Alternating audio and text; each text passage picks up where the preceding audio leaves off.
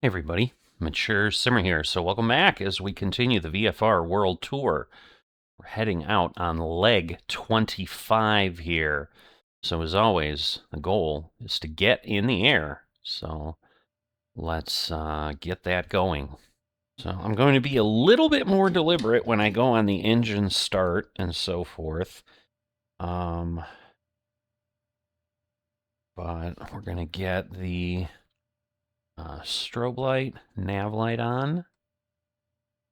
And then we're going to set, so this, I'm trying to not blow my engine. So we're going to set the propeller to max RPM. Mixture is good. Auxiliary pump here. So let's see. We want the auxiliary to auto. I'm sorry, to on. Actually, not to auto. Now, in theory, we get ignition to auto, starter on. All right, and then let's see. We're watching this ITT. So when NG gets to 13, which is about there we go. We take this to low idle. Stop going up. All right, 765, that's good. And then when it reaches 50, we turn off the starter. Whoops. And then we go back here and we put this to high. Right. And I think that worked. So, and we're going to get our gyro instruments all set. That'll get those going. Whoops. Auxiliary BP to auto. Did it go? Yes, okay. Then we're going to get on the pitot. That'll turn those off. We want bleed air to auto. We're going to want fan on, fan flow to on. So that gets all of that going. Then we turn on the radio master. This will give us the info. And then we want to turn on this. So let's see. We're going to see a line. Whoops. Hard to move slowly. Yep, engine conditions 100%. Looks like it worked. It didn't blow things up. Turn on the EFIS master. That'll get that going. We want to set our trim. So we've got that. And then we get our Garmin going. And get our flight plan in here. So, yes, we know we have no arrival airport. We're going to go here. We're going to import from file. So, that is where we're headed. 10 waypoints. So, welcome to the journey today. We're going to set ourselves at 3,500 because we know there are some hills around town. Well, there were a few. All right. Maybe we'll go back to 2,500. Clearly, I'm getting things a little messed up. All right. But I think we're in good shape there. So the secret is get the prop to max RPM, where I think I had left it down here, and I think that probably jacks things up. So I think that was the one step I was doing poorly, which is sad, because who wants to do things poorly, right? Fuel.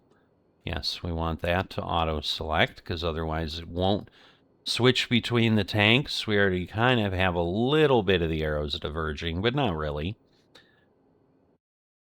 And I do need to make sure we've got some changes to SayIntentions that I was not aware of. Hopefully we won't have any weird problems, but, you know, we kind of have what we have.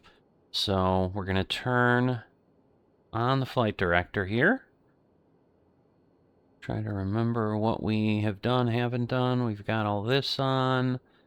Temperatures are different. So basically this is the outside temp, or inside temp. This is the outside temp. So there's always a check there. Got our plane running. Get our flaps down. Yes, we were going to go set when we don't have any ATIS type information, so I don't know what things are. We don't call ATC here. We're using Sarah as the tour tuner. I don't...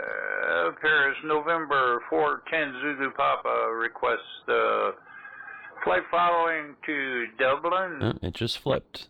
I don't know that I've ever seen that. November 410 Zulu Papa, squawk 2624 and ident. Thank you, Paris, November 410 Zulu Papa. All right, see if we do that, if it'll get quieter, because I don't need background information. But let me then jump into where we're at. So this is our journey. We're here. We're going to head on south, across the Irish Sea, I believe is what it's called, and head on over to Ireland. We got Belfast here, but we're going to end at Derry. So that is our journey. That journey, as the crow or the pilot flies, is 150 nautical miles, but as is what we do here in the VFR World Tour for the TBM, we are on leg 25, and this leg is 394 nautical miles, so nearly 4 times more flying than we need to be doing. How exciting is that? I guess it will be determined on whether you find the places we're going interesting or not. But without any further ado, I think we're good enough to go. So we're going to turn off the parking brake. Make sure that Navigraph is showing me where I am, because that will help, especially in an airport I don't know where I am. Not sure why it's not. There we go. All right, so I think we need to go out and to the left. Or to the left, yes. My other left? No, I'm just kidding. Whoop. Something's off. There shouldn't be a building here, according to this, unless I'm blind. I may be blinded by the light. Right, let's, I might, okay, let's see. If I go here, yeah, okay, this is what, whoa, come on. I'm clipping the buildings again. I've done this before. That's awful. All right, yes, this is what I was looking for. There's a taxiway here. It'll get us to runway 24. Because again, we're not being told where we're going. And, we'll see what happens. I don't think they fixed anything, but I do want to make sure things are working. For one aspect, I haven't tried this, I think, since we crossed, I believe it would be called the Prime Meridian. I get some of that, you know, stuff that I learned in grade school or junior high, as we call it here in the States, or at least the states I went to, because in a lot of states they do call it middle school, which I think is... you know, what it may be called around the world as well. But yeah, I think it's the Prime Meridian that separates the East and the West hemispheres, which goes through Greenwich, which goes through this London area. So we have been on the Western Hemisphere now. And so I believe when I convert those to decimal, that now moves them into negative territory. So it's like -4 degrees or whatever is where we're at here. And then our waypoints will trigger appropriately, so that will be a test. So if nothing else, we want to run it so that we get that information and verify that works. So again, I'm horrible at holding this plane on a line. It just pulls a lot. Again, I don't have rudder pedals, so I'm just twisting a joystick, and it's clearly very, very sensitive, and I'm incapable of providing inputs that aren't crazy. So, but we are off. And that is what we want for our journey to begin. So, we are going to now nav autopilot. We're going to put the yaw damper on.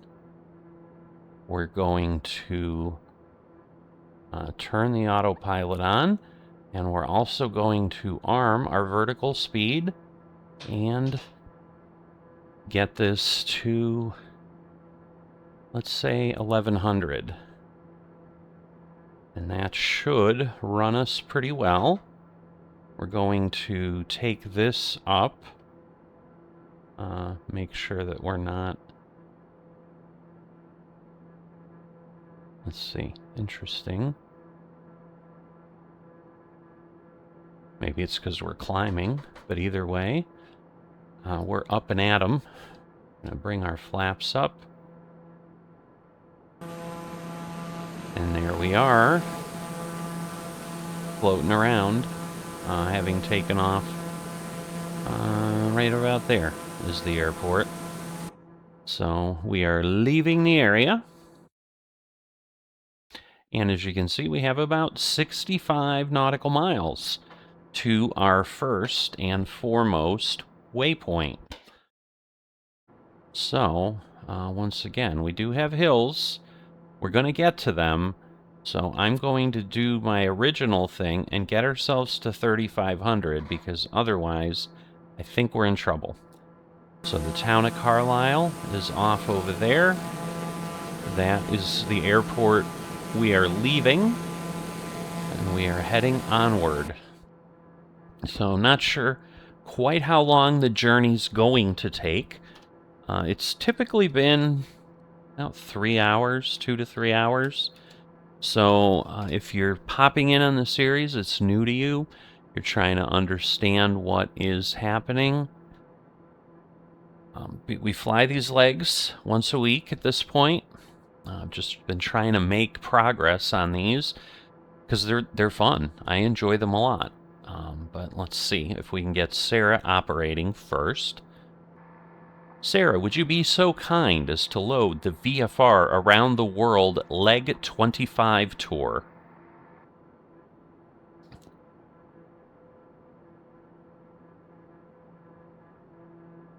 So hopefully... I'm sorry, but I don't see a tour called VFR Around the World Leg 25 available in this area. Here are the tours I can load. Northeast England Tour, VFR TBM Around the World, Leg 23, and VFR TBM Around the World, Leg 24. Okay, let me see. Sarah, could you please load VFR TBM Around the World Leg 25? And we may still be too far. This sometimes happens. I'm sorry, but VFR TBM Around the World, Leg 25 isn't available in this area. The closest options are VFR TBM Around the World, Leg 23, Leg 24, or the Northeast England Tour. Let me know if you'd like to start one of those. Okay. So we're going to need to get a little further. Let's, target that we're 30 nautical miles away. And so basically, I think what ends up happening is if the waypoints are closer on that other tour, which again, we had one right in Carlisle. So we're going to have like a difference this time. This is the first time in quite some time that the final waypoint is like 50 miles from the airport. So we're not even landing in the same town, probably not the same county, shire. I don't know. I don't know what... Again, I start saying things, and then I'm sure those who know just are like, God, this, just don't try. So maybe I won't. But anyway, we're 3,500. The terrain's always interesting. I think it should show up somewhere. Let's see if I go maybe here and go to the map. Will it give me that? Out. No, so let's see. Terrain. Alright. So that should give me that information.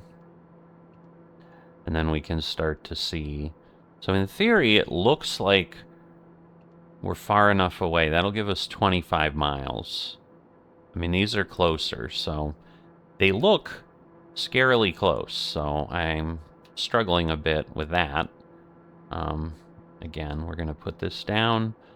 I tend to kind of do that so you can see the outside, but as we're flying toward really big hills, it gets a little nervy. So I'm not sure that the terrain has been working marvelously. I'm going to see. We've got a QNH of 9er, which means what? So yeah, that's going to lower things, and then that'll raise us a little higher. So maybe this is more accurate. So at our destination, we do have weather, but you can see we're basically climbing 200 or 300 feet, which is going to make a difference when we're flying VFR. So we'll do that. But let's jump into what the creator of this series of flight plans has told us. So we're going to head south to the city of Blackpool and Blackpool Tower. When it opened in 1894, the tower was the tallest structure in the British Empire at 518 feet. So that is our first waypoint that we are heading to, now a little over 45 miles away. And, you know, we're not heading due south, as you can see. We're a distance of 188. I'm going to take a quick peek here. All right, looks like things are reporting, so that's good. All right. I always like to take a look at the recording and just make sure that the telemetry... So we did decide last time, for this series, we're definitely going to use Fly Studios because the progress bar on the Volanta overlay, which I tried for the first time last time, just really doesn't work here. I mean, it works, and then it goes backwards. And again, it might go backwards here, too, a little bit. But I think, in general, it doesn't give us a lot of credit for getting close for a while. And so it'll all be good. But you can still see the distance to go. And that was another hole in the Volanta tool, I think, was you just didn't have that. So got some of the mountains of Scotland here, I believe is where we're at, right? Oh, I guess it's England, that's right. Scotland was north of us. We had just crossed the border from Scotland into England. So this flight, if you've looked at the thumbnail, you'll see it is taking us from England, Wales, Ireland, and Northern Ireland. So we definitely, you know, we're technically going through 4 countries today on a 394-mile journey. So pretty nice, but got some rivers below us. Sometimes Sarah will jump in because she's just sitting there and bored and, you know, wants to give us some information. Since there are no major landmarks directly below us, let me tell you about Barrier Airstrip, which is the closest airfield to our current position. Barrier Airstrip is a small grass airfield nestled in the beautiful Lake District of England. It's a favorite among general aviation pilots for its scenic approaches and proximity to the national park. The airstrip is often used by glider pilots and light aircraft enthusiasts who enjoy the challenge of flying in and out of such a picturesque, yet sometimes blustery, location. The Lake District itself is famous for its dramatic landscapes, and flying into Barrier gives you a bird's-eye view of rolling hills and patchwork fields. Right, so I'm going to try to keep us at 2,500 just so we're closer to the ground and we get a little bit better view. Because, yeah, it seems like we had a little bit, obviously, of hills to traverse, but it looks like right now we're going to be heading pretty clearly to, a location that is toward the water. We're definitely, we know we're going there because we kind of know the flight plan, and then we're going to turn left and then come back basically on the other side. So we are going to go over some water here. Which makes sense, given that we have 30-some miles. Again, I'm getting a little impatient. I want to ask Sarah again. I want to make sure it's all good, and she's not like, I don't know where you're at. Because the thing is, if I'm entering coordinates that don't work when the tour tuner starts to work, like, that'll be a problem. So, but I'm hopeful, because everything I've seen, I think I've done the right thing with what I've done. So, all right, so at this point, yeah, we're close. 40 feet away, so we're just, slowly drifting down. You can see the vertical speed indicator just below 0. And it's definitely doing what it can there. Now, whoops. Now, is this... Yeah, it's interesting that we're not getting... All right, maybe that's it. We needed to get the prop out of max RPM, because we should be moving quicker. I don't understand.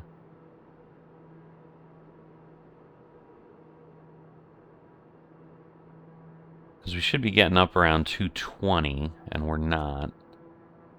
So it's kind of interesting that it's not engaging. Normally, I don't have a problem with this. Trying to remember, because obviously I did this in a little bit different direction. It's like, did I forget to flip something on? I think if we did, we'd have different problems. Yeah, I think we're okay.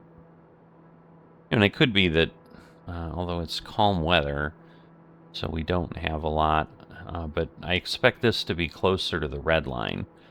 I may have engaged the TBM 850 too early. I don't know. So let me see. Whoops, I don't want to go there. Or maybe I'm not in. Okay, that's it. I wasn't in it yet. Whoops. Let's not blow our plane up again. Hopefully we don't have a problem. All right. Because yes, we got that up way higher than we wanted. All right. So I just had it set wrong because I'm a goofball. Which sometimes happens. But that's part of the fun, right? We're just enjoying our journey. All right, so now we're well within our distance.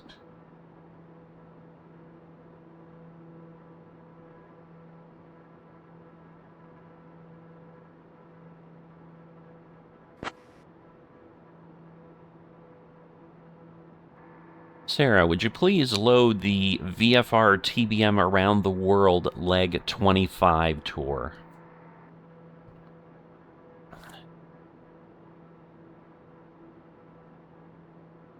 You got it?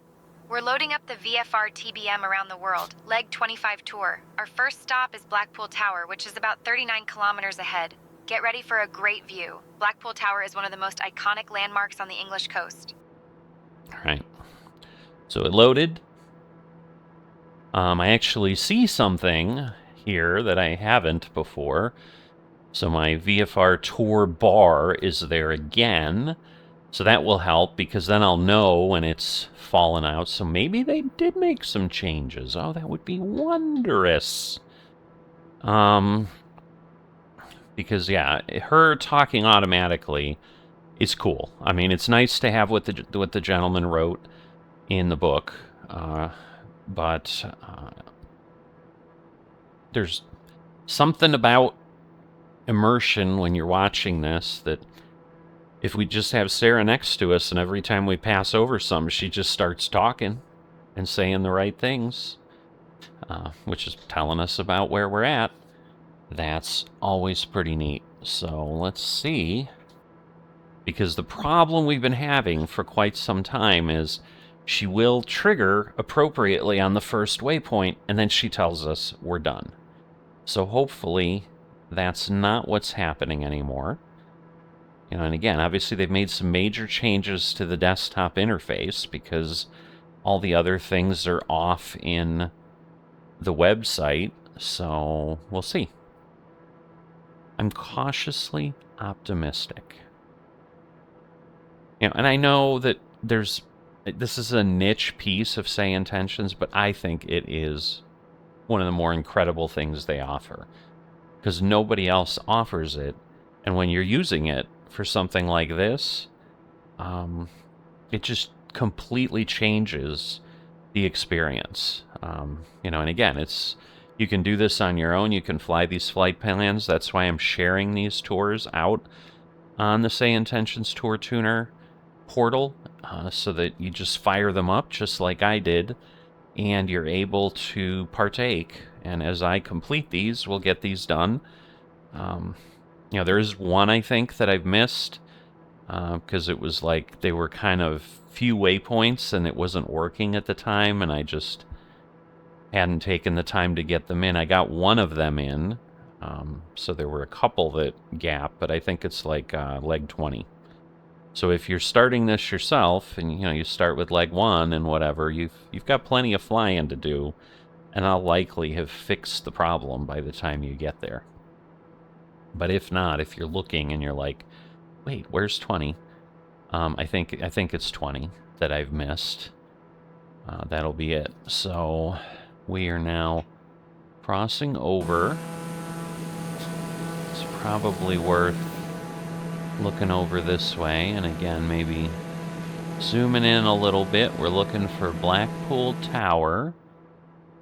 I'm just trying to see where, you know, where it starts to show that we're getting close. I can't imagine it's that thing, because that almost looks like a radio tower or just an optical illusion, and it's something with the ground.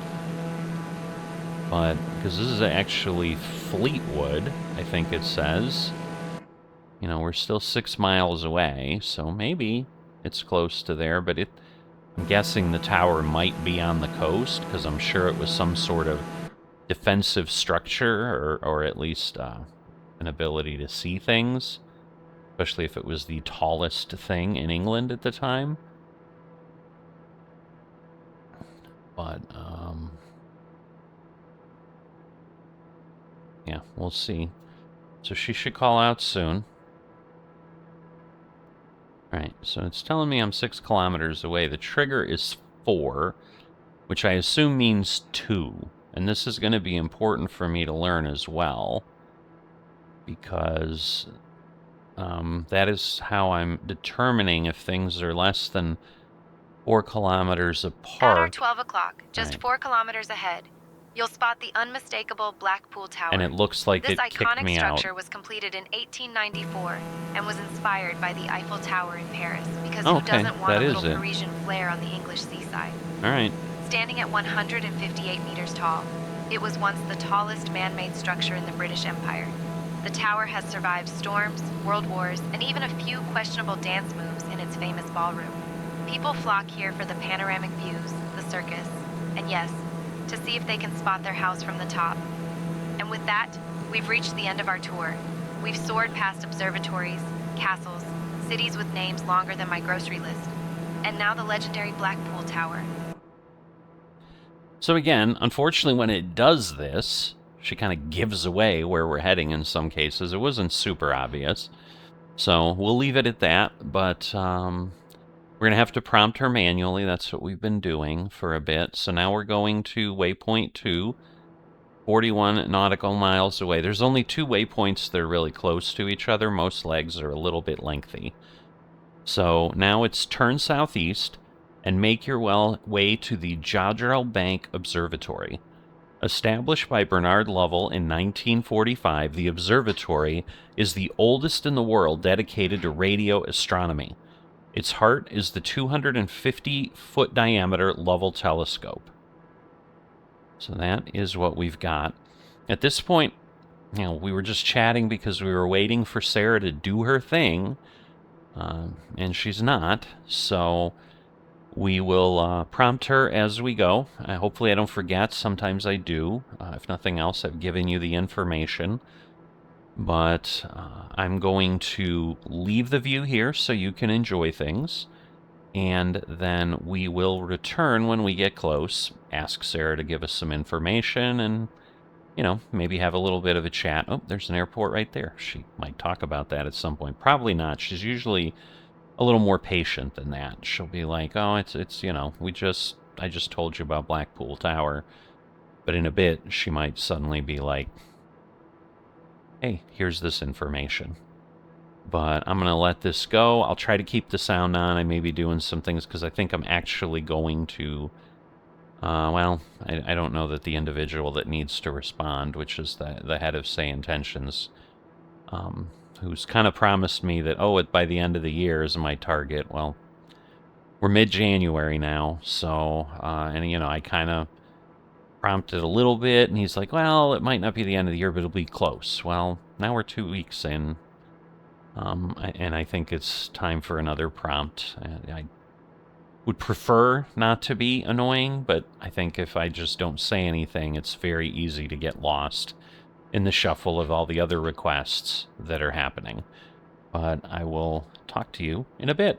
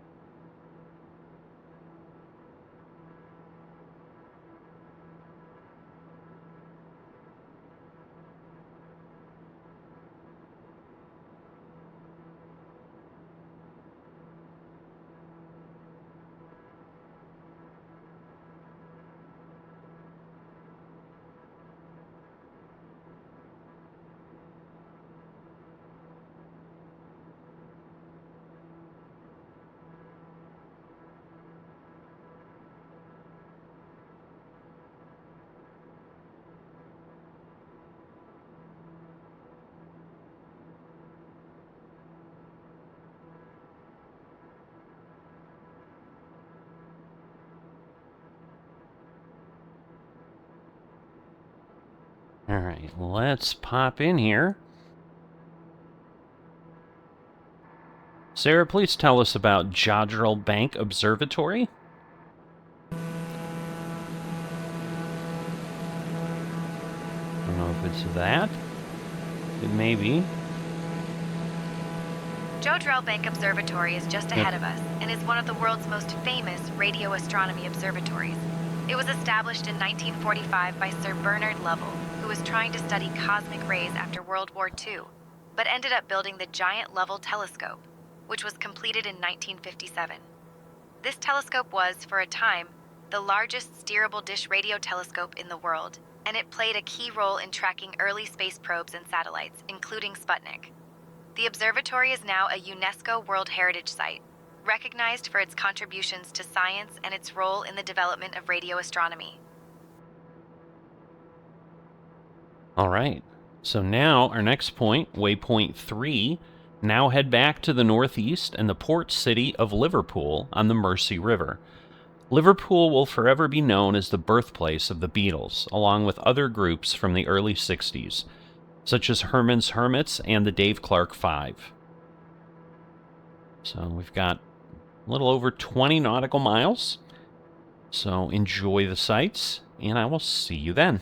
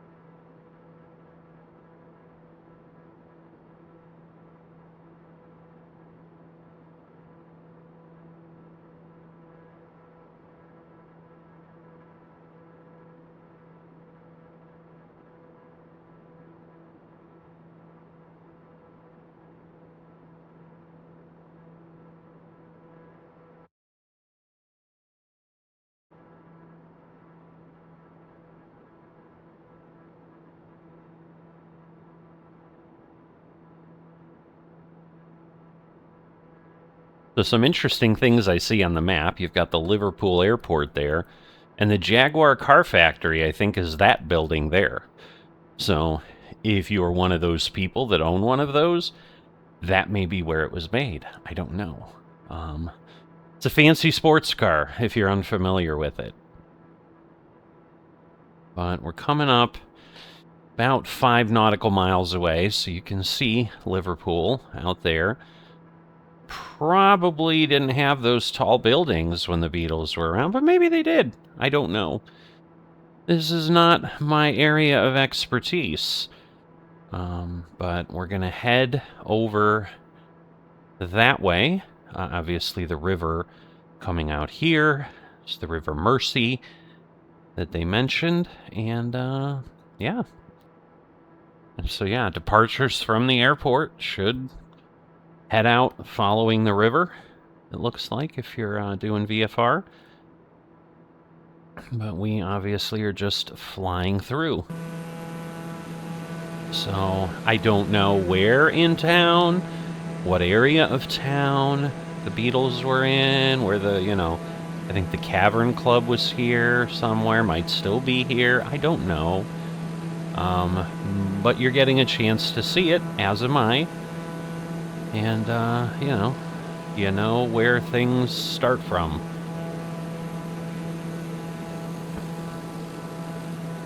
So, oh, we didn't ask Sarah. Sarah, tell us about Liverpool.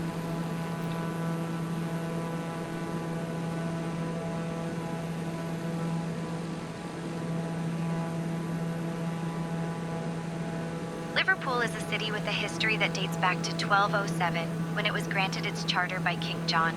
It's famously known as the birthplace of the Beatles, but it's also a major port city that played a huge role in the transatlantic trade.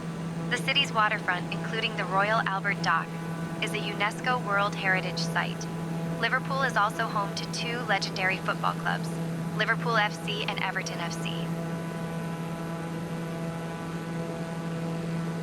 All right, so 42 nautical miles. Where are we headed now? So we're going to follow the northern coast of Wales to the Welsh village of, and I'm going to say it's 50 or 60 letters long. So this is where she talked about cities with names longer than my grocery list. Usually shortened to Llanfair PG.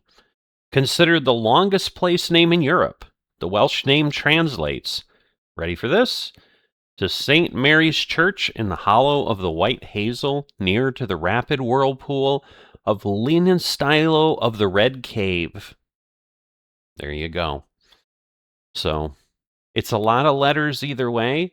Scarily, I think the name is fewer letters than that entire translation.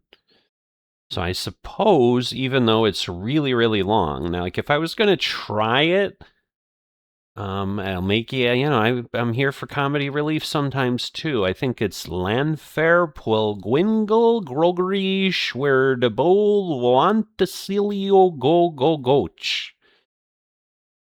That's what I'm going to go with. That is what the name looks like to me. But when I ask her, I think I'm just going to tell us about Llanfair PG, and hopefully she'll know what I'm talking about. Maybe I'll ask her to try to pronounce the name. We'll see. That would be cool. That would be a useful use of AI. We're still searching for many of those in the world, I think. But, yeah, that might be a fun one. So when we get closer, in about 36 miles, we will see what we do.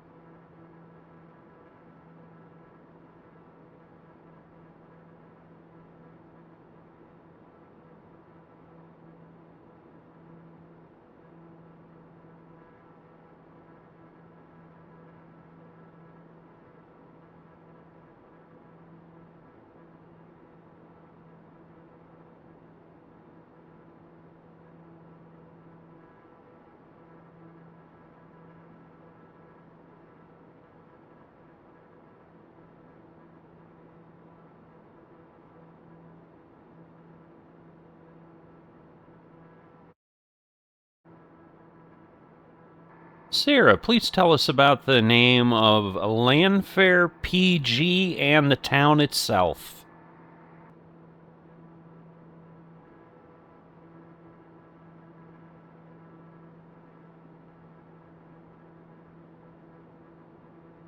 The name Lanfair Pulgwingil Gogrichwir and Drobwil Lanticilio Gogogosh is one of the longest place names in the world and means St. Mary's Church in the hollow of the White Hazel near a rapid whirlpool and the Church of St. Tysilio near the Red Cave. The town itself is on the island of Anglesey in Wales and became famous in the 19th century when the name was lengthened as a publicity stunt to attract tourists and give the railway station a unique claim to fame.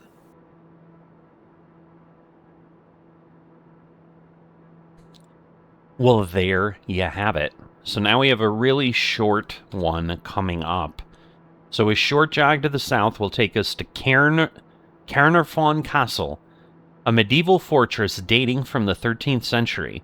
Another castle awaits you on the other side of the Irish Sea. So, but let's deal with this one first. So you can see we're very close. Obviously, it's got to go through. So this is the one I was worried. And so, yes, it says 4 kilometers is when it triggered. So I'm thinking that's okay. But I might shrink it to 3 when it's closer. But I think it says nautical miles. But the way we're headed, I'm thinking it's there. And yes, it is across the river. It's actually more there. So, looks like there's like a racetrack over here as well.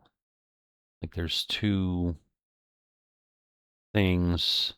Not right here. It might be here. No, it won't be. I don't know. It's weird. But on the, there's like 2, oh, you know what? They're patterns from probably a grass field airport. Never mind. Silly me. Yeah, it's probably this one here. So, they're just ovals. I'm like, why do we have overlapping ovals? There's NASCAR running out here? Now, on this point, there is an airport. But, yeah, so, alright.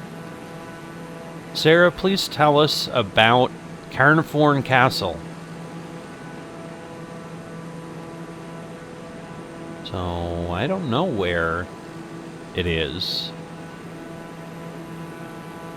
Caernarfon Castle is a medieval fortress built by Edward I of England in 1283 as part of his campaign to conquer Wales. Its polygonal towers and impressive stone walls were designed to intimidate and control, and it's said to have been inspired by the walls of Constantinople. The castle has witnessed royal births, sieges, and even the investiture of the Prince of Wales in 1969. Its location on the banks of the River Sayont made it a strategic stronghold.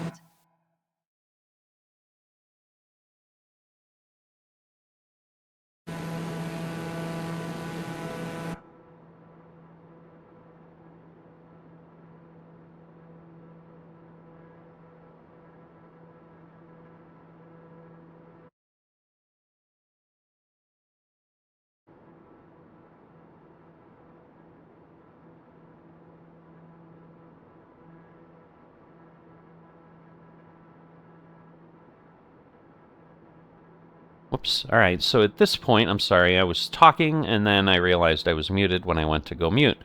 So now we've got a little over 70 miles, is what I was saying. Obviously, we have a little less now, because we're moving. But we're going over the Irish Sea, so I assume most of this will be blue. I'm thinking maybe we're seeing the coast of Ireland there. But either way, I will see you in a bit.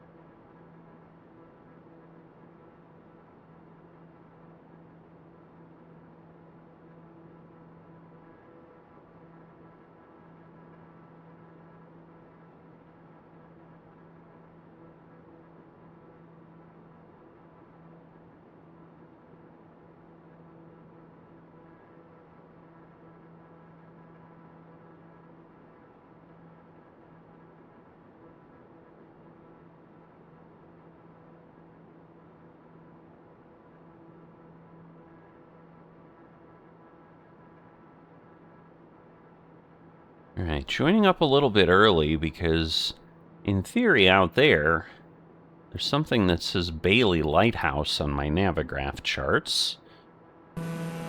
So over in this area here, there's like a point of land that sticks out. I don't know that we're going to be able to see. But basically, it should be there somewhere. Yeah, there's a little lighthouse there. So, but approaching the coast of Ireland. But obviously, yeah, that's, you know, making things safe. This is a little bit of an island tied with this roadway. It doesn't look like there's actual land under it on the chart, but obviously they needed to do something. But yeah, so that's Bailey Lighthouse there. But we'll, you know, maybe pop back in a way that makes sense here. So we are coming up here. Dublin Castle has existed in some form since the 12th century, though most of the current structure is from the 18th. The castle hosts the inauguration of all of the presidents of Ireland, along with many other state events. Dublin is the capital of the Irish Republic, which gained independence from the British Empire in 1921. The city dates back to at least the 7th century and has a current population of just under 2 million. So, there we are. Sarah, could you please go ahead and tell us about Dublin Castle and the city of Dublin and the country of Ireland while we're at it? Let's see what she does.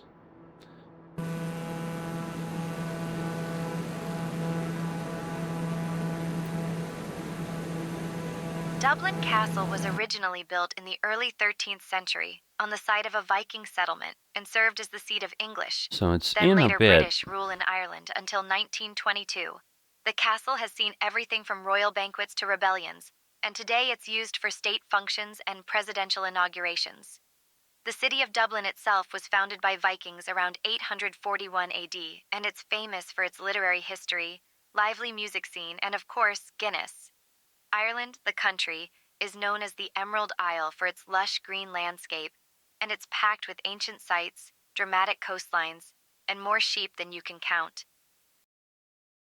So she did very well. Again, if you ever want to know the power of AI and how SayIntentions has implemented it, try stuff like that.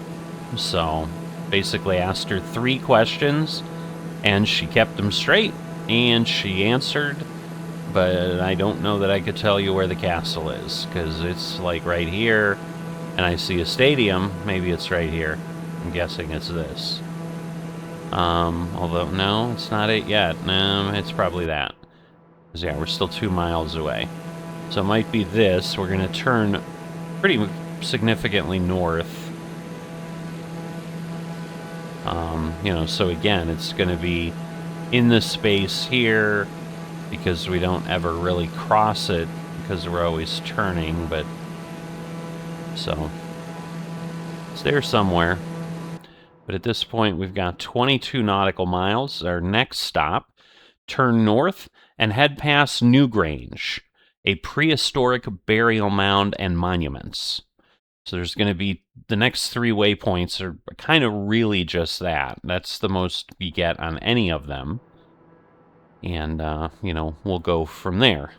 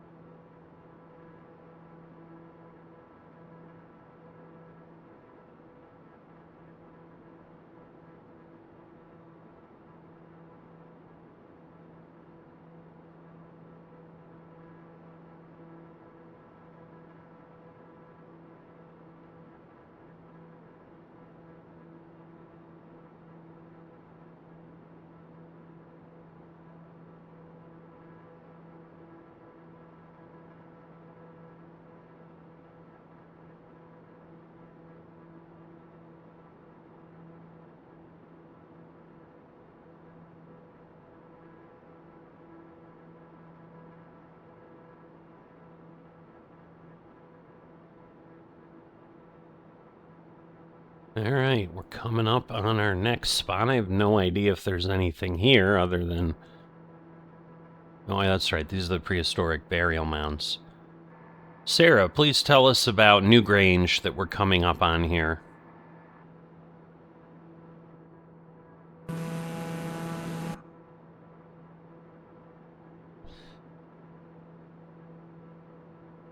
Newgrange is a prehistoric monument built around 3200 BC, making it older than Stonehenge and the Great Pyramids of Giza.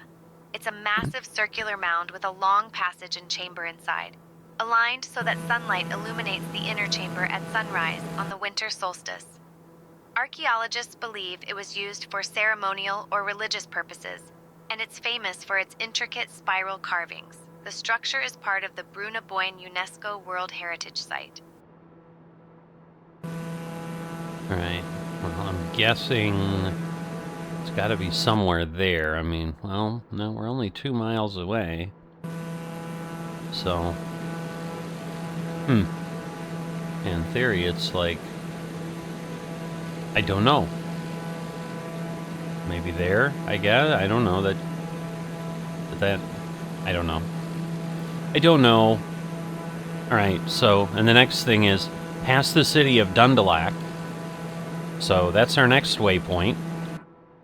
So we're just going to another little city, and we'll see what happens. And this is what, waypoint 8, I think, or 9. Yeah, I probably could go back here and waypoint 8, and then yeah, we have 9 and 10 after that. So getting close.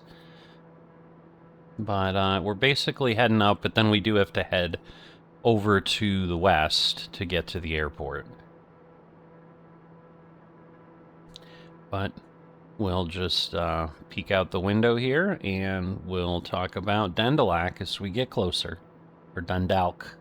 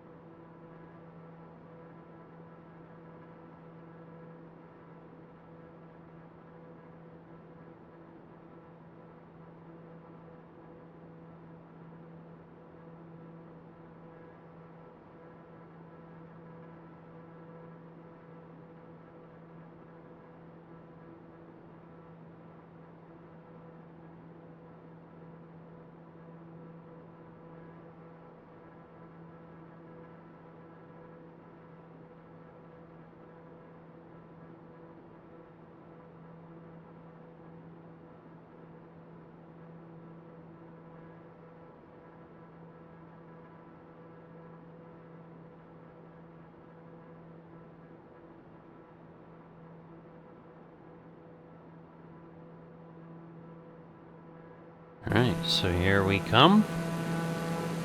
Sarah, please tell us about the village of Dundalk that we're approaching.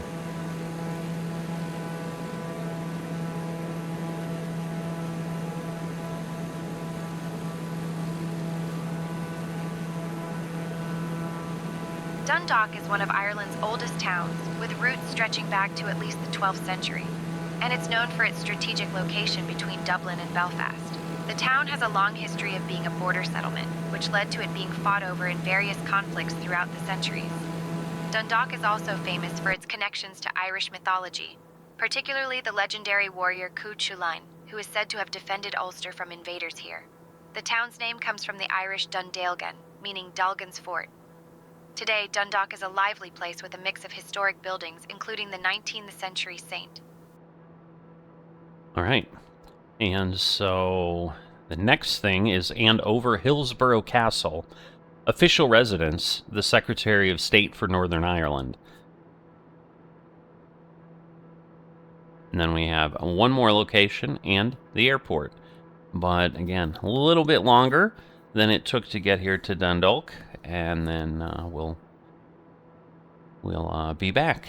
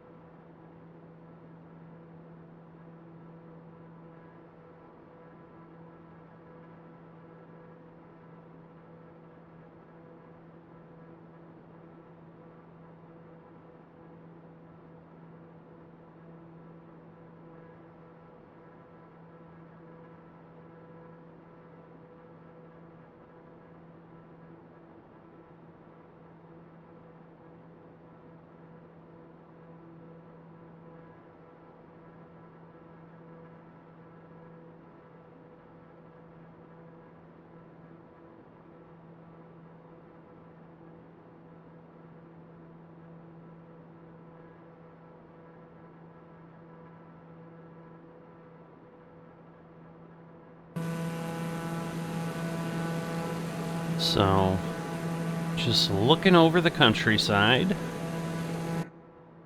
Still 4 miles, so we're going to wait a little bit because I don't know that we see what we need to see.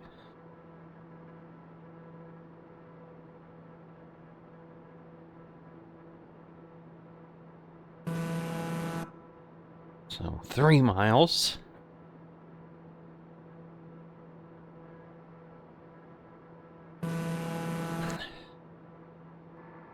Sarah, go ahead and tell us about Hillsborough Castle.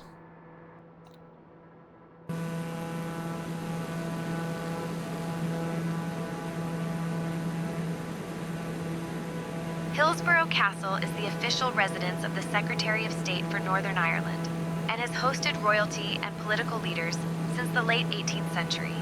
Built in the 1770s, it started as a Georgian country house for the Hill family, who gave their name to the town of Hillsborough.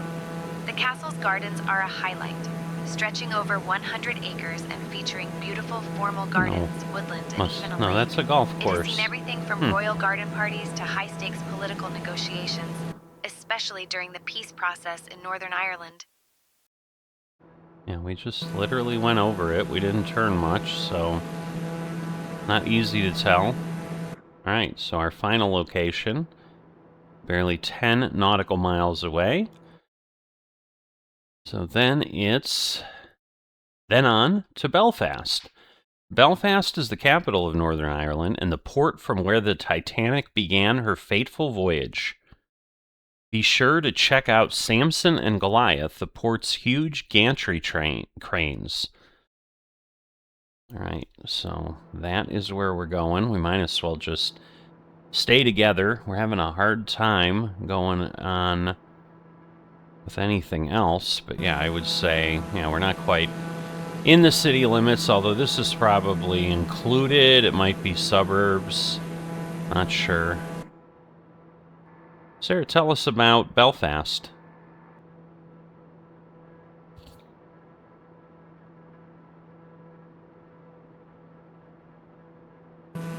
Belfast is the capital and largest city of Northern Ireland.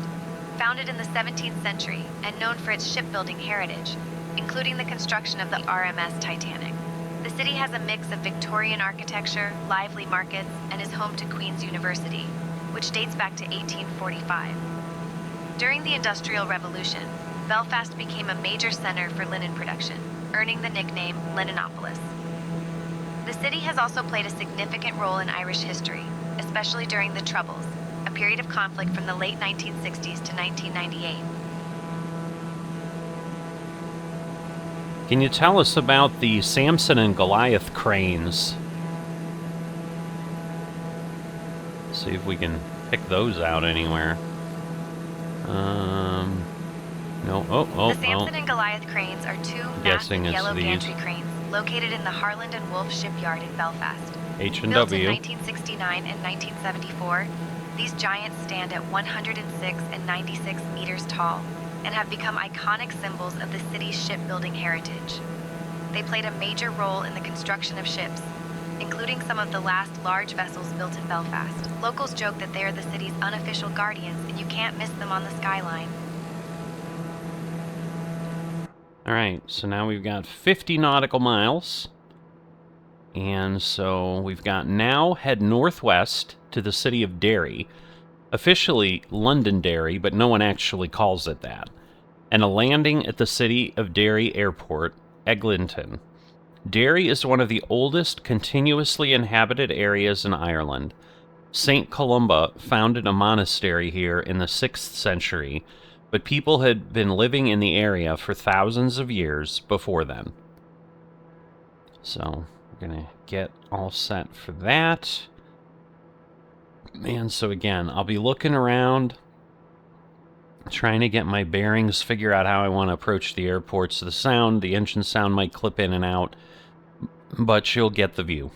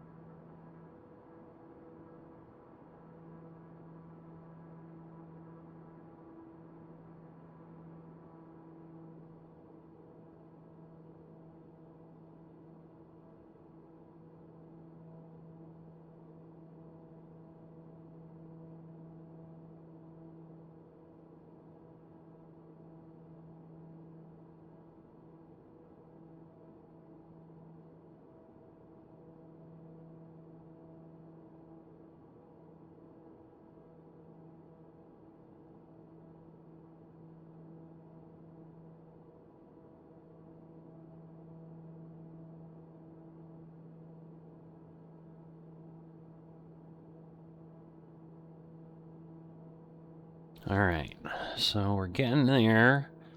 The airport's basically right there.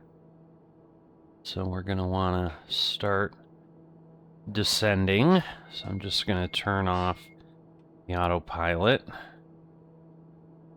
going to head over here.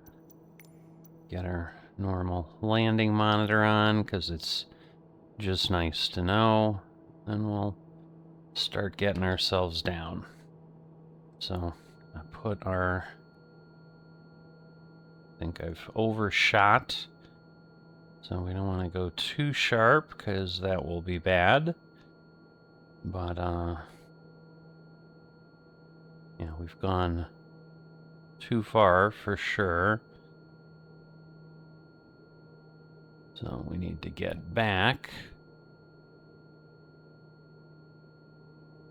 Sink rate. Right. So put the flaps up. That'll help.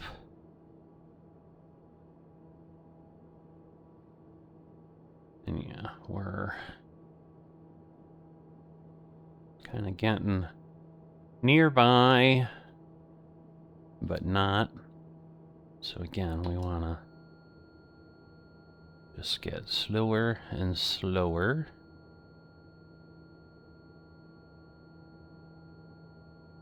Right. There's our runway. Seems like we're got some kind of beeping. I don't understand. Maybe, probably the fact we don't have our wheels down, which I knew. We'll just wait until we were within 5 miles.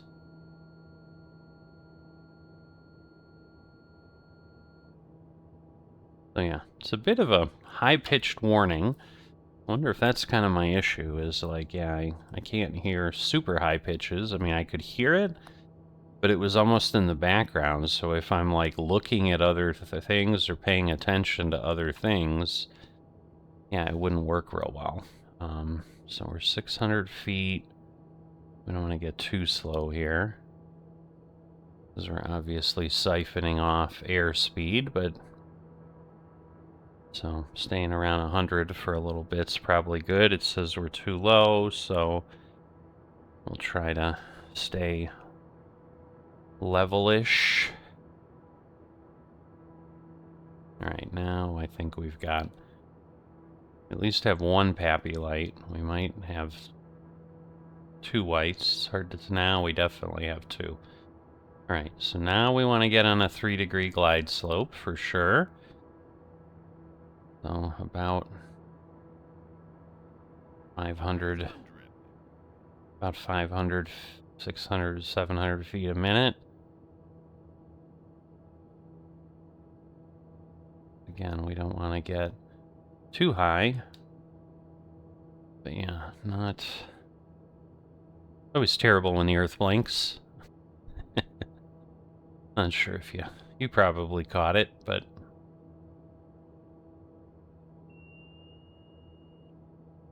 Alright, now we're too low.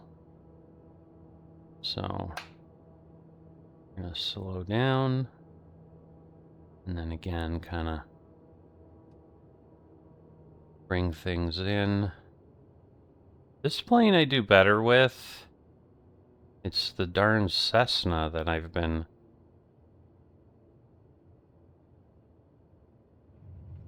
struggling with recently. I started doing some stuff with NeoFly, and yeah, the Cessna just gets ugly quickly. So I had I wanted to be less than 200 on my vertical speed, and I got 223 or something. Broke all my whiskey. Well, 30% of my whiskey, but still. Didn't get paid as much as I could have. But we are here, and we will be set then for next week's adventure, wherever this will take us. But pretty excited. Again, a lot of smaller airports usually. There were a couple times we landed in some bigger cities. Whoops, what's going on? Like I heard my brakes click. Right, so we'll do that. Just get everything turned off. Just pull these down there.